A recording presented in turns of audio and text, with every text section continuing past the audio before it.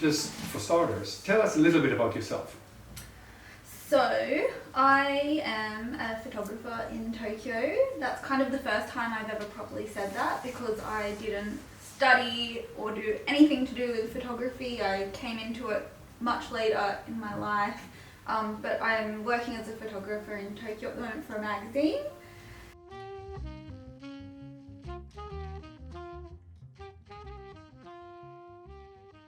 So I grew up on the Gold Coast in Australia. Right. I wanted to be an astronaut initially, and then the following year I wanted to be a hairdresser. So I really kind of went down a notch there. Then I wanted to be a journalist. So I wanted to be a journalist for basically all of my young teenage life. Right. I was writing a lot. And then when it came to the point of me choosing my career, I was 16 when I chose my degree, which was extremely young, and I chose law for absolutely no reason. Right. Just maybe I heard you get rich being a lawyer.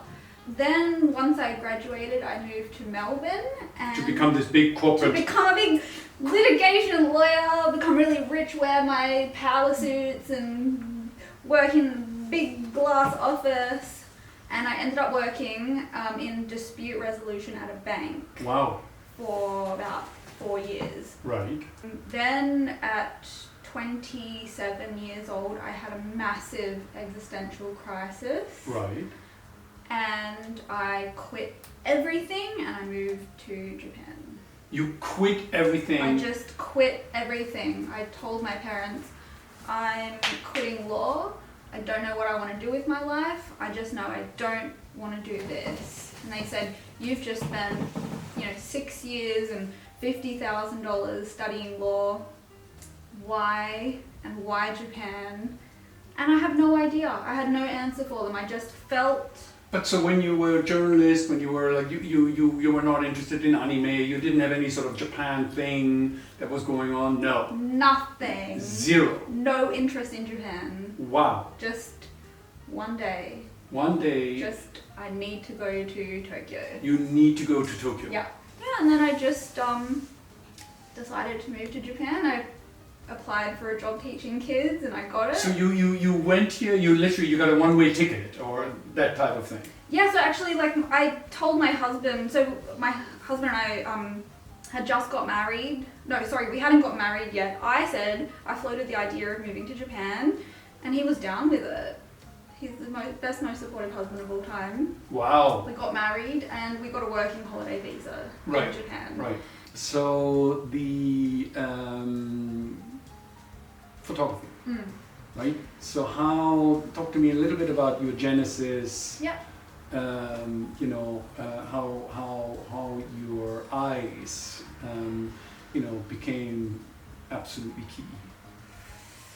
So this one goes back a little bit. So when I was in 2012, the government gave me some money to buy textbooks and I refused and I bought a camera. I don't know why. I had no interest in photography. The government was going to give you textbooks to study law. Yeah, money for textbooks to study law. Nice. And I cannot understand why. And you basically said, was it sort of a little radical, screw you, I'm going to buy a camera? I think it was a bit of a punk rock. No. Oh, right, okay. But you had applied for the money. No, they just give it to you because you're a low income earner. All right, okay. Yeah, they're just okay. It was $1,000 or something. And textbooks are so expensive. So it covers 3 textbooks. And I just thought, nah, can't be bothered. Yeah. I had no interest or desire or experience or anything with photography prior to that. There is absolutely no reason why I bought a camera back then. There is no reason. So, common theme so far? Absolutely no reason why I'm going to Tokyo when my life is at an end. Basically. And absolutely no reason other than to say, well, screw you. I'm going to buy a camera and I don't even know how it works. No, I don't. I didn't even know that you needed a lens. All right, you bought the camera without the lens? Nearly. Okay, right. Somebody. It's like what some guy gave you a lecture. I think I asked a friend, oh, can I just buy this part? And they're like, no, you need the lens. And I'm like, why? And like that, this is how little I knew about photography. Yeah, you were just the studio's lawyer. Yeah, I mean, I wanted to be a family lawyer back then. Like, I remember, and I was working in criminal law actually. So I was going to like the courthouse every couple of days to watch, you know, that kind of thing. Underbelly. Yes, it really was an underbelly on the Gold Coast, that's for sure. So I got the camera and I took like 4 photos and I hated it. Right. I hated it. Why did you hate it? Because I wasn't good at it and I'm so How did stubborn. you know that you weren't good at it? Because back then I was so stubborn. If I wasn't immediately good at something, I hated it. No, but fine. But you know, but it's interesting, right? Yeah. Because I mean, you've got a visual, right? So there's an outcome. Was it a digital camera? Or you had to get the prints done. It was a digital camera, but I also had no artistic vision. So like, did you go to a museum? Did you study a little bit of art history? Did you look through art books and? No, good. Nothing like that. Right. So then I put it up the back of my desk and I finished my degree and I didn't take it out. Fast forward to 2017, I'm living in Melbourne. And I hate my job so much. And every morning I would wake up with a sense of dread and doom.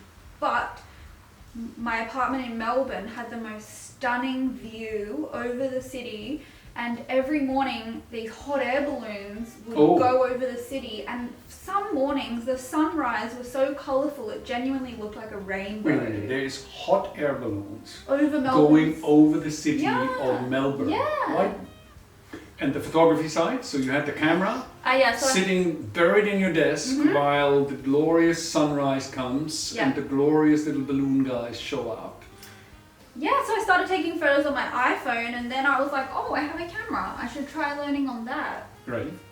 And my husband had a camera as well and I saw some of the photos he was taking and I was like, oh, I want to try that too.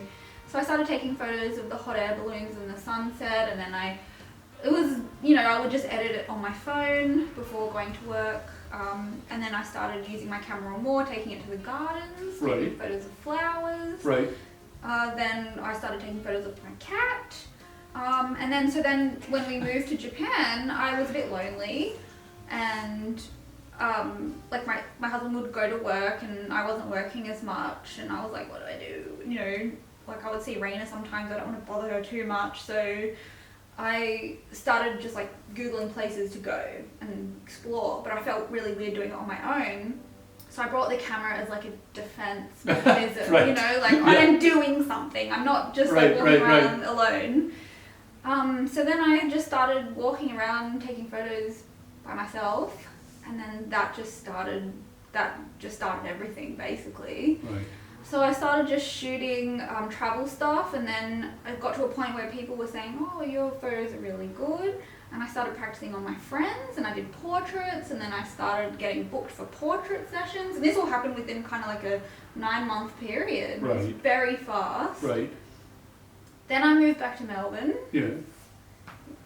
Because I thought the Japan experience was over. Right. Quickly realised it wasn't. And then moved back to Japan in February 2020. Okay. About 2 weeks before COVID hit. Wow, lucky. Yes. You got out. Got you out got and got out. in. Yeah, right. yeah. So then, so COVID hit, and that changed everything. Right. Because now I can't even see people. Like, Right. I'm not really allowed to be leaving, like venturing very far. So I just got the camera out and just walk around the neighbourhood and just take photos of things. And then I had this chance encounter with somebody who said, you have a really unique opportunity right now to basically get ahead of other photographers who aren't in Japan. And I thought, yeah, I really do have this massive opportunity. Yep. So then I just did all systems are go on Instagram. Right. I decided I'm going to figure out how to use Instagram, and I'm going to basically show my work to the world, because my dream was to travel Japan on someone else's dollar. So I connected with a girl who was helping people become influencers, and I didn't want to be an influencer, but I've always been interested in psychology. Like I studied psychology, And then I kind of, for some reason, felt as though, like, you know, marketing has a lot with psychology, and photography is all about emotions, and marketing is about emotions, and how can I, like, stir, like, emotion in people to, you know, get them to, I guess, engage with the work that I'm doing. So I really wanted to start producing work that, you know, people really, like, resonated with. So that was like the first part of my strategy. The second part of my strategy was I wanted to provide value to people, because people might see my photos and think, or maybe see one of my photos and think, oh, that's quite pretty, I'll give it a like, whatever. How do I get people to follow me and to really engage with who I am? Right. And I realized I have to give people value. I have to give them a reason to want to follow me.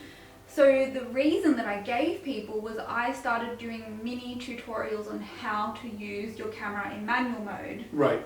Because sometimes some people feel this way, there's a little bit of gatekeeping in photography, or maybe there's like a barrier to entry. And so the first was taking like photos that people thought would be pretty or beautiful and giving people value, and then showing up consistently. Right. And I blood, sweat and tears into this. Like, I'm still working 5-6 days a week at the daycare. Yeah. I'm on my lunch break at the daycare making tutorials. Right. Promise you that. Like, I was absolutely committed to this. Right. And again, I just felt as though it would lead somewhere. Right. Right. I did that for a year and a half. Yeah. Non-stop. Right. Now that you are, working as a professional, right? What is it that you want to what is it that you want to focus on?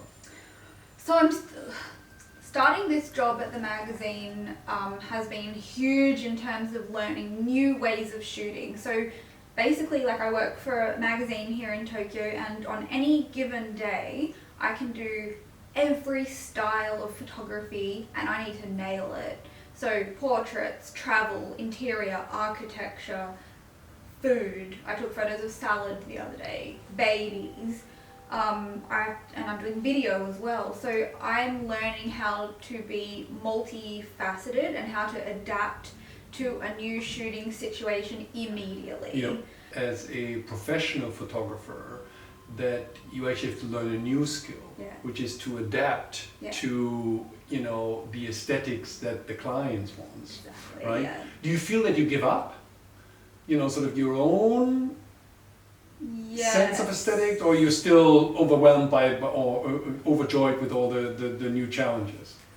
At first I was like really hesitant to give up my style. Yeah. And now I'm at a level where I've now separated work photography with my photography, which is something that took about 6 months to do, because you think of it as one thing, hybrid thing, and then if a client wants Shutterstock looking bright, airy images, that's what you have to deliver. And I'm not going to put a vignette on it. I'm not going to shoot at 1.8. Like, they want something that looks, in a particular style. And this is where working in a bank and having that professional corporate life helped, because now I'm basically a solution. I'm not, I'm still an artist when I'm shooting for work, but mostly I am a tool for that particular client to achieve what they want to achieve. And so if that means that I have to give up my particular style, that's okay now. Right. I'm completely fine with that. So that's why I shoot for myself on the weekends and outside of work. And it's been really interesting with my little point and shoot, because at work I'm shooting very technically. Yep. And I have a very expensive, nice camera with very expensive lenses, and I'm shooting in a way that is, I'm constantly thinking about the numbers and the way things are going to look. And then kind of, I guess subconsciously, I've kind of been like, screw that, I'm going to do the complete opposite. Yeah. And now I'm shooting on a 10 megapixel, $30 point and shoot that sometimes doesn't turn on. Right. And it's so fun. I'm obsessed with it. Right. forget the commercial aspects, Yeah. right? What are the sort of 2 or 3 things that, over the next 12, 15 months that you would like to accomplish? So I want to make a photo book, like a passion project photo book. I'm starting small. I'm starting to create small zines. So I've got one zine on its way at the moment, and it's made of pictures with the little Daido Moriyama camera only. But I would like to make a really enormous color picture photo book with all of my favorite images since sort of 2020. And that's kind of more as I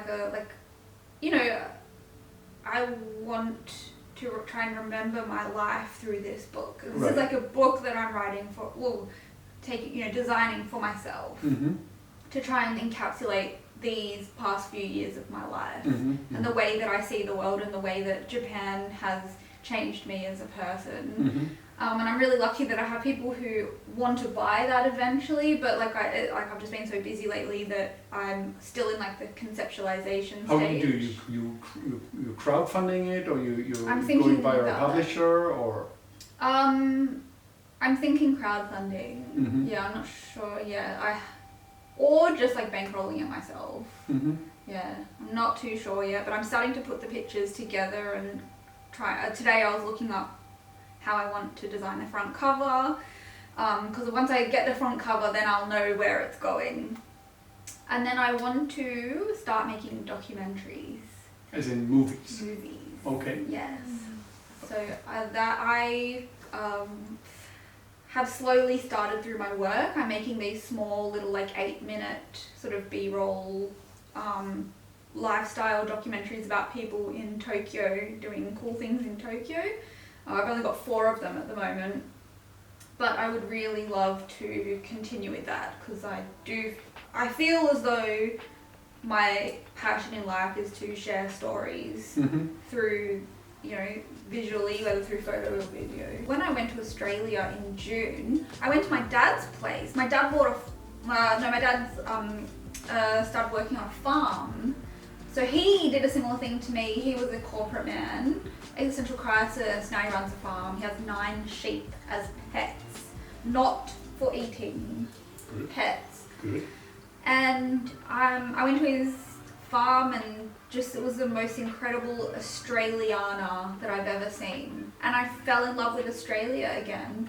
And my dad has a really interesting story, so I think the next time I go back, I want to start documenting my dad's daily life working on this farm, because I just felt really inspired to document. I just felt like I seriously have to document that. So yeah, that's one of my, when I go back to Australia in December, that's something that's a little project that I want to work on is... For 30 seconds, Tokyo, could you have done what you've done, not in Tokyo, but somewhere else? Could you have done it in New York, in Berlin, in Rio de Janeiro? I would hope yes, but I feel as though because I'm a self-taught photographer, Tokyo is the perfect place to be a self-taught person and to start again, because a lot of people do it here. In Australia, I couldn't be a photographer because I didn't go to university and study photography. People want to see certificates and education. Here, I just have to show a website with 10 pictures on it. Oh, you're hired. We like it. I feel like Tokyo gives you opportunity to start again. Right. Absolutely. Let's cut on that. Cut. Cut.